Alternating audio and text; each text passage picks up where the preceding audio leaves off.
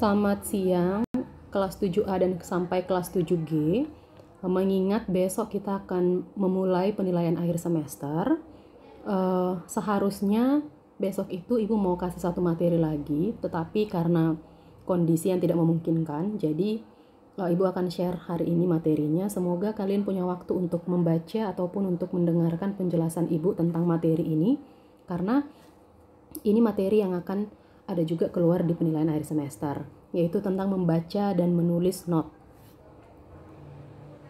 Yang pertama, penulisan nada. Yang pertama itu ada notasi angka. Notasi angka itu tentunya isinya angka, nomor, yaitu dari angka 1 sampai 7. Nah, gimana Bu kalau nadanya tinggi atau nadanya rendah? Seperti yang Ibu singgung di minggu lalu, kalau nada rendah itu atau nada tinggi itu ditandai dengan tanda titik di atas atau di bawah angka tersebut. Nah, kalau titiknya di atas nada atau titiknya di atas angka, berarti nadanya itu atau notnya itu berada di oktav tinggi. Kalau titiknya berada di bawah angkanya, berarti itu nada yang oktavnya rendah atau di bawah. Contohnya, kalian bisa lihat di sebelah kanan ini sudah ada Ibu contohkan. Yang ini berarti notasinya oktav tinggi, do-nya tinggi. Nah, kalau yang titiknya di bawah angkanya berarti notnya rendah. Berarti ini do yang rendah, ini do yang tinggi. Nah, gimana Bu kalau tidak ada titik di bawah ataupun di atas? Berarti itu notnya netral. Seperti itu. Itu untuk notasi angka. Yang kedua, kita akan ke notasi balok. Notasi balok itu seperti yang Ibu sudah jelaskan di minggu lalu juga, dia bentuknya seperti toge atau kecambah. Kalau kalian pernah mencoba kacang hijau, kalian coba untuk menumbuhkannya kan, itu ada semacam bijinya itu naik ke atas kan. Nah, kenapa? Supaya kalian gampang mengingatnya, makanya Ibu bilang toge ataupun kecambah. Nah, not balok itu sendiri kita harus tempatkan, kita harus buat rumahnya itu di garis paranada namanya. Yaitu apa itu Bu garis paranada? Nih yang ada di bawah nih, ini garis paranada. Kalian bisa lihat gambarnya. Garis paranada itu yang terdiri dari 5 garis dan 4 spasi. Garisnya dan spasinya dihitung dari bawah, bukan dari atas. Nah, jadi kalau nanti kalian temukan seperti ini di buku-buku, oh ini namanya garis paranada, udah bisa dibilang seperti itu.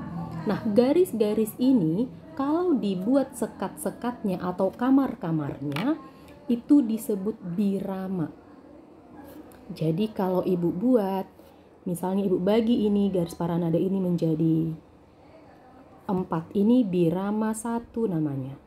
Ini birama 2, ini birama 3, ini birama 4. Nah, jadi apa namanya ini Bu? Garis yang biru ini namanya apa dong Bu? Contohnya nih, garis biru ini, garis yang menyekat garis paranada ini disebut garis birama. Nah, beda ya. Paranada, garis birama itu beda. Kalian harus bisa membedakan. Makanya Ibu sampai buat video ini supaya kalian paham yang mana garis birama, yang mana birama, yang mana garis penutup. Nah, biasanya di akhir lagu, kalian boleh lihat contohnya di buku kalian yang ampar-ampar pisang. Di akhir lagu, di akhir setiap lagu, pasti ada garis birama penutup atau garis birama ganda. Kenapa dikatakan ganda? Karena ada 2 garis di sana. Contohnya ini akhir dari sebuah lagu, biasanya tuh seperti ini.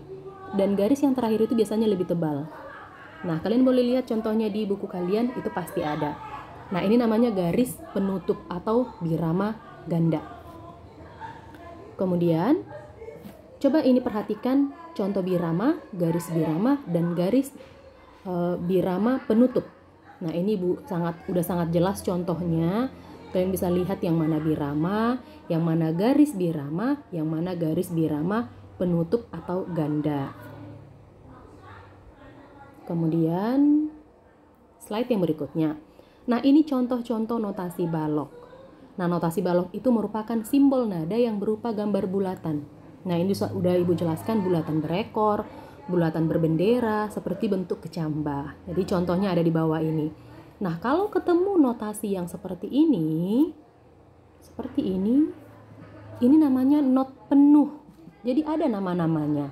Kalau di not angka kan angka 3 itu disebut mi, angka 2 itu kita sebut re, 1 itu do. Nah, di notasi balok juga ada namanya. Kalau ketemu bulatan kosong seperti ini, kalau ketemu not bulatan kosong seperti ini namanya not penuh. Nilainya itu 4 ketuk. Jadi misalnya kalau ini kita ibaratkan nada do. Kalau diterjemahkan ke notasi angka harus seperti ini nih. Ada 1 tambah titik 1 tambah titiknya 1 tambah titiknya 1 sama dengan 4. Jadi ini juga kalau kalian tempatkan not penuh ini di garis para nada, kalian harus menghitung ini 4 ketukan. Misalnya do 4. Nah, itu namanya not penuh, nilainya 4 ketuk. Terus ketemu lagi not yang seperti ini, not yang di bawahnya nih. Dia not lingkaran kosong tapi ada tangkainya. Nah, ini dari penuh menjadi setengah. Nah, namanya aja udah setengah, berarti nilainya setengah dong dari nilai yang not penuh tadi. Makanya nilainya itu jadi 2 ketuk. Kalau tadi nilai not penuh itu 4 ketuk. Nah, karena notnya sudah setengah, jadi nilainya juga berkurang menjadi 2 ketuk. Nah, semisalnya kalau kita buat ini ke notasi angka, misalnya ini nih notasi angkanya, notasi balok ya. Nah, kalau kita terjemahkan ini ke notasi angka, contohnya ini sol. Jadi berapa lagi? Ini kan solnya masih 1. Gimana caranya biar 2? Tambahin titik di sampingnya. Nah, ini sama dengan 2 ketuk. Ini juga 2 ketuk. Begitu. Paham ya? Kemudian ketemu lagi notnya yang, ini not apa lagi ini? Contohnya dia not penuh, bulatannya penuh warna hitam terus ada tangkainya. Misalnya Ibu buat seperti ini. Ini not apa, Bu? Not 1/4. Nah, dikurangi lagi dari not setengah, dikurang lagi menjadi not 1/4. Kemudian nilainya makin kurang menjadi 1 ketuk. Nah, kalau misalnya ini kita buat contohnya ini nih. Ini misalnya nada sol. Ya udah seperti itu aja, tidak perlu ditambahin titik. Kenapa tidak perlu ditambahin titik? Karena kalau ditambahin itu udah jadi 2 ketuk. Gitu. Jadi ini not 1/4, nilainya 1 ketuk. Jadi kalau Ibu tanya, coba yang not balok nilainya 2 ketuk itu namanya apa? Berarti kalian harus menjawab not setengah.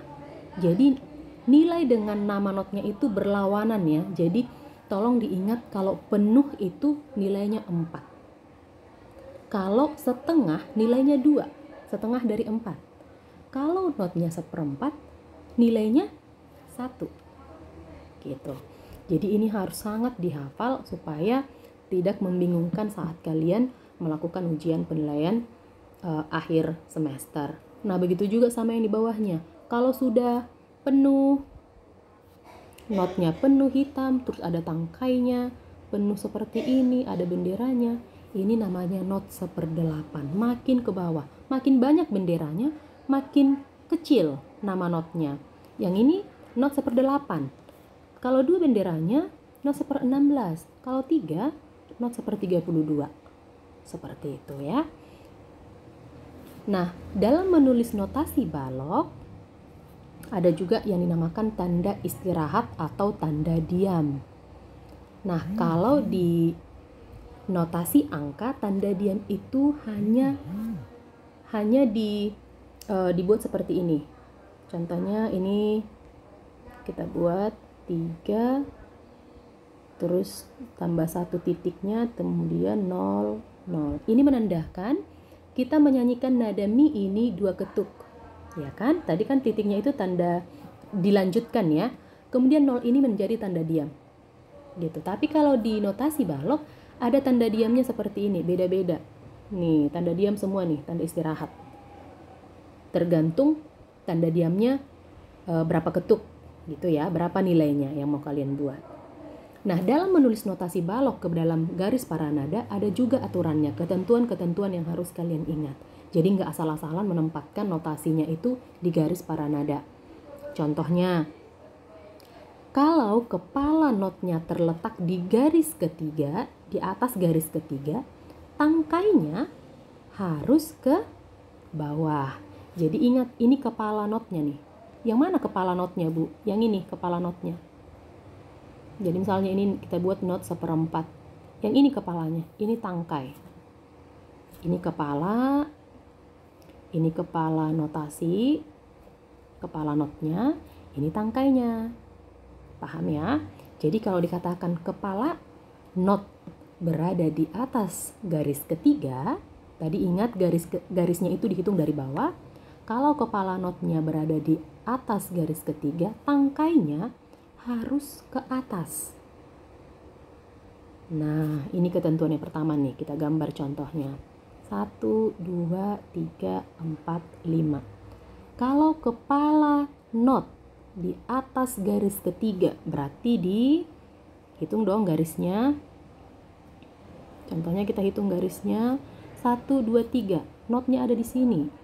Berarti tangkainya kemana, Bu? Harus ke bawah. Bukan di sini ya. Bukan di sini ya. Tapi dia harus di sebelah kiri. Gitu. Nah, kalau ketentuan yang kedua, jika kepala not terletak di bawah garis ketiga, tangkai not harus mengarah ke atas, kebalikan dari angka 1. Contohnya gimana, Bu? Kalau nadanya misalnya 5, notnya itu di bawah garis ketiga. Di sini contohnya. Berarti tangkainya itu harus ke atas. Ke atas. Kalau tadi kan ketentuan yang pertama di sini, tangkainya itu harus ke bawah. Jadi di sebelah kiri dan sebelah kanan. Nah, ketentuan yang ketiga, jika kepala notnya terletak di garis yang ketiga, jadi gimana, Bu, kalau notnya itu ada di garis ketiga?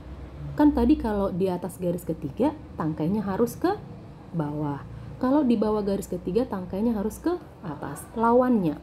Nah, kalau di garis ketiga itu terserah kalian, terserah kita. Kalau misalnya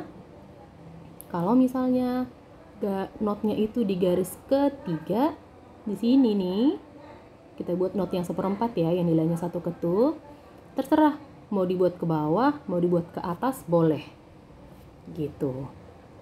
Jadi gimana, Bu? Kalau kepala notnya itu berderet, tingkat yang sama, berada di notasi yang sama. Nah, harus searah.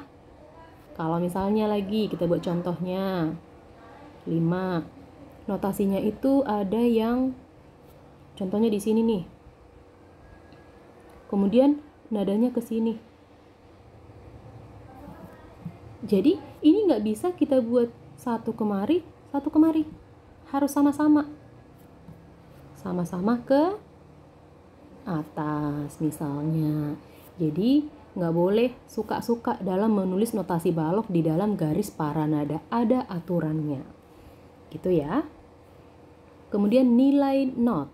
Nah, di dalam notasi angka seperti yang Ibu singgung tadi di slide sebelumnya, kalau di notasi angka tanda titik itu berarti sama nilainya dengan not yang lain, dengan not yang di sebelahnya. Misalnya, kalau contohnya 3 dengan titik, ada 2 titiknya, berarti ini nilai nada ini 3 ketuk. 3 ketuk, coba Ibu bikin ya, 3 ketuk misalnya. Kemudian kalau dia ada solnya dengan titik 1, berarti ini berapa ketuk? Iya, 2 ketuk. Gitu. Nah, kalau di notasi balok berbeda. Di notasi balok itu, kalau ada tanda titik di samping notnya, itu setengah nilainya dari not yang di sebelahnya. Contohnya ini ya, not berapa tadi ini? not setengah. Nilainya berapa ketuk? Ya, 2 ketuk. Misalnya ada seperti ini, ada not setengah dan juga ada titik 1, berarti nilainya berapa ini, Bu? Titik ini nilainya setengah dari not setengah ini. Setengah dari 2 berapa? 1. Berarti ini nilainya 2 ditambah 1 sama dengan 3 ketuk. 3 ketuk. Paham ya? Jadi kalau notasi angka itu, titik itu sama dengan nilai di sebelahnya. Kalau di notasi balok, setengah dari notasi baloknya. Gitu. Nah, kemudian tentang bendera, not, dan garis bendera. Ini gampang ya, dapat dipahami. Lihat gambarnya. Contohnya itu, kalau notasi yang seperempat seperti ini, not 1/8 yang ada benderanya. Kemudian ada benderanya satu lagi, ini bisa kita singkat jadi seperti ini nih, satu bendera mereka. Bisa seperti ini ya. Kalau gimana Bu? Kalau notasinya itu yang 1/16 misalnya, ada 2 benderanya. Ada 2 benderanya seperti ini sampai 4. Gini. Ya sudah, kita sama dengan di sini ya. Coba diperhatikan. Kita buat 4 nadanya. 1, 2, 3, 4. Nah, ini kan benderanya ada 2. Jadi, tangkainya di atas harus 2 juga. Nah, ini yang menandakan. Karena kalau kalian buat hanya seperti ini, contohnya kalian buat hanya seperti ini, 1 tangkai, ini bukan not 1/16, tapi not yang seperti ini nih. Not yang 1 tapi benderanya 1. Gitu. Jadi kalau 2 benderanya harus 2 tangkainya di atas. Kalau hanya 1, kalian mau menggabungkan notasi seperti ini. Kalian mau gabungkan yang seperti ini menjadi biar nggak ribet lihatnya gitu ya. Kalau kalian mau menyatukan ini, cukup dengan seperti ini, 1 aja. Buat dulu 4.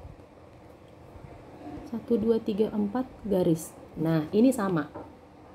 Jadi kalau 1 benderanya, 1 juga tangkainya di atas. 2 benderanya, 2 tuliskan. Paham ya? Kemudian garis lengkung. Nah, garis lengkung itu dalam partitur pasti ada yang namanya garis lengkung. Yang pertama itu garis lengkung melismatis. Ini kalau satu suku kata ada 2 notasi yang membentuk suku kata itu. Contoh di sini suku kata lir. Lir ilir. Nah, di sini lirnya, lir yang ini dengan lir yang ini ada 2 notasi yang membentuk suku kata ini, yaitu kalian boleh lihat ini. Ibu mau ganti warnanya dulu. Ini re dengan mi. Ini juga re dan mi. Nah, ini nih, re ini merupakan re yang tinggi. Jadi re yang ada titiknya begini, re dan mi yang tinggi. Nah, ini kan 2 notasi yang berbeda, re dan mi. Tapi di re dan mi ini ada suku kata lir. Nah, disitulah perlu dibuat garis lengkung melismatis. Jadi contohnya re mi lir. Nah, begitu cara menyanyikan yang garis lengkung melismatis. Garis lengkung ini fungsinya supaya kita tahu, oh, re dan mi ini membentuk suku kata lir. Paham sampai sini? Paham ya? Nah, itu fungsi dari garis lengkung yang melismatis. Kemudian kita masuk ke garis lengkung legato. Nah, legato ini asal katanya itu dari legare. Artinya itu mengikat, ada yang diikat. Nah, garis ini berfungsi untuk mengikat 2 atau lebih notasi dalam satu birama. Nah, coba kalian lihat yang paling bawah itu garis lengkung legato yang mana maksudnya. Jadi di sini ada garis lengkung yang ini mengikat beberapa nada, not dari sol yang ini sampai ke re.